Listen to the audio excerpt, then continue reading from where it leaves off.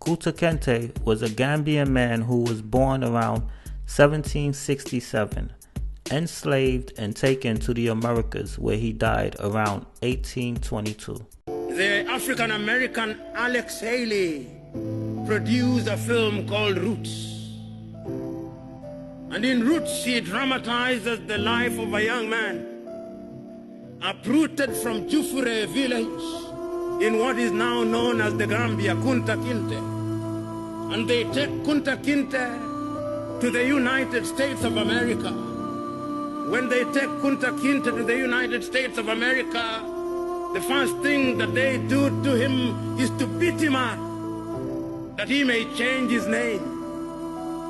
So that Kunta Kinte is beaten out of him, and they introduce a new being called Toby.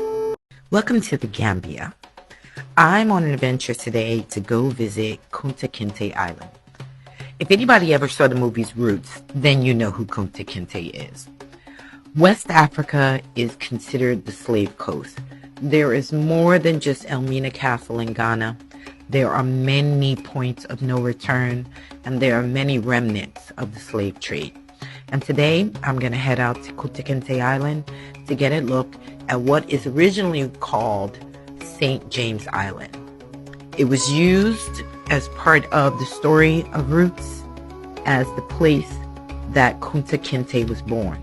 Now, there's been some controversy as to whether or not all the information that Alex Haley provided was factual, but I am both interested and intrigued to learn a little more about this part of West Africa and the slave trade. Did you know that the majority of slaves who ended up coming from this port went to South Carolina?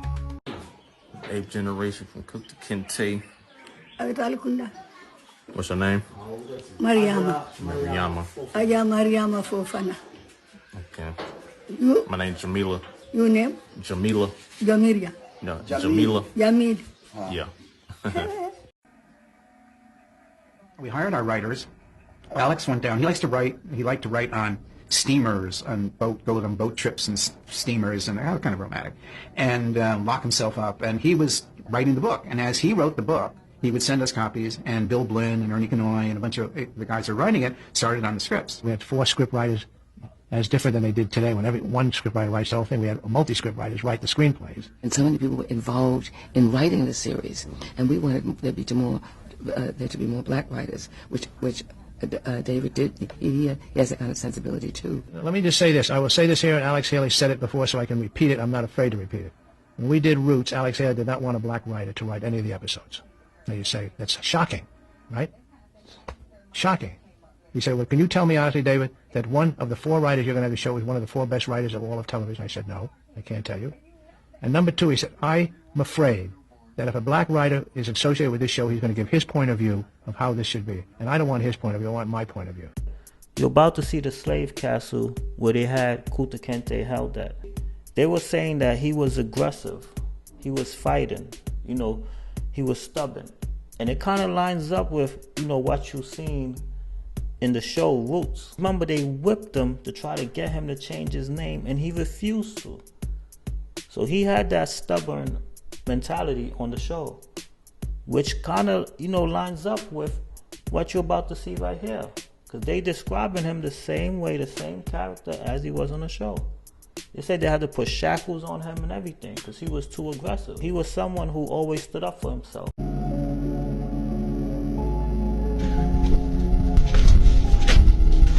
Kunta Kinte was kept in this room for a couple of 2 weeks. How many people were kept in this room? Yeah, Kunta Kinte was alone here. Why was he alone? Yeah, because he was one of the most aggressive slaves. He always fight, very powerful. So you see this metal chain where they put it on his neck, hand and foot. So this is the place where they make him to become weak. So after 2 weeks, he was very weak here. And then that was the time he was able to control by the masters. They take him to the ship. And when he was transported to Annapolis in America, now they put 40 strong men in this small room, according to the history. So these 40 strong men, when they were here, they locked the door. They cannot go out, and they cannot sit down. They cannot relax. So, but whenever they want to give them small food or water, they pass it through here. So slaves, they fight each other, survival of the divided. That is what was happening here. Slaves fight each other, only the strong ones survive, only the weak ones, they will all die here before the arrival of the ship. Yeah. So Alex Haley, as noted, went to Gambia, documented, learned about his ancestry, learned about the story of Kunta Kinte, came back to the U.S. and produced The Roots, which, if you haven't seen it again, you need to really go and see the series Roots, especially if you're African American. So where is James Island? James Island is centered right about 20 miles upstream of the River Gambia, as you see here.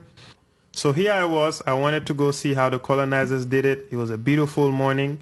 And as you can see, I'm charting down the tributaries on a beautiful morning from Banjul, heading towards the River Gambia. So this was my view. I was on a speedboat, early morning, just feeling like a colonizer. So for the first time also in my life, I was charting down the River Gambia. And this is how it is. Beautiful. Approach now James Island, which is now 1/6 the size it used to be. And then, of course, you're greeted with cannons pointing on both sides. So they're still there. Here's how the island looks. It's still the remnants of the fort. That's what used to be. So, and then you find one of these, and you just look at it, you know darkness happening there. This step, even to walk down in here, was even difficult for me to do. And it's crazy how through the erosion and destruction, the bad stuff that the terrible things that happen is still there, such as this dungeon here where God knows how many black people were kept in here, squished in sandwiches before, and having one air hole in there before being sent out. And this is what the island used to be. You know, you had the fort, slave houses, and as note cannons protecting it. So if you had control of the island, you controlled the river. And this is me saying my goodbyes to Kunta Kinte Island and what's left of it. And overall, it was just a great reminder of the darkness of the transatlantic slave trade, the darkness of slavery, the darkness of colonialism. And, you know, I charted back down. But one of the big takeaways I had from this trip was strictly from actually getting on the River Gambia. Why Kunta Kinte? Kunta Kinte is not only the person who came here as a slave, but among the millions, according to the history calendar, is only the Kunta Kinte denied his name to be king.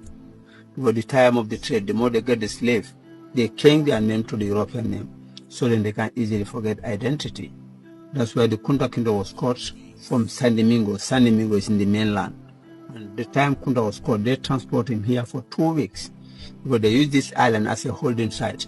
The more the slaves are kept here, they couldn't escape. So they stay here for 2 weeks. And at the end of the 2 weeks, they transport them to the New World. But the time they are beating him, he said, my name is Toby, my name is Kunta Kinte from Gambi Bolong. Gambi Bolong, that means River Gambia. Kunta was trying to escape into the plantation, different type of the occasion. The third one, they caught him, they amputated one of the feet cut off. From there, he cannot run more. Until the time they make the treaty inside the plantation. What's this? This is the prison. There is the underground prison. So, and that's where they used to park the Alberti people in the small huts. So, well before Alex Haley came here, Alex used to attend many conference halls, archive, and the museum. Finally, he came down to the Ghana. That's where he met the Gambian they called it Ibumanga. In 1767, Kunta Kinte arrived in Annapolis, Maryland, where today at the dock in historic Annapolis, the Kunta Kinte Alex Haley Memorial now stands.